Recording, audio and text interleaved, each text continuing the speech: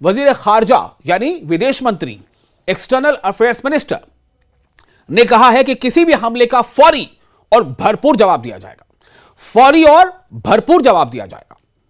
उन्होंने कहा कि हमारी बहादुर मुसल्लह अफवाज मुकम्मल तौर पर तैयार हैं, उंगलियां ट्रिगर पर हैं और हमारी अजीज सरजमीन फजाई हदूद, फजाई यानी एयर स्पेस, फजाई हदूद और समुद्री हदूद के खिलाफ किसी भी जारहियत का फौरी और ताकतवर जवाब दिया जाएगा।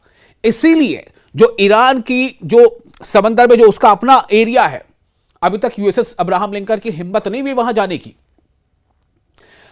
ईरान के विदेश मंत्री अराक्ची ने मजीद कहा, आगे और कहा कि 12 रोजा जंग से हासिल होने वाले कीमती सबक हमें इस काबिल बना दिया है, उस सबक ने, कि हम पहले से ज्यादा मजबूत, पहले से ज्यादा तेज और पहले से ज्यादा इफेक्टिव अंदाज में रद्द अमल दे सकेंगे।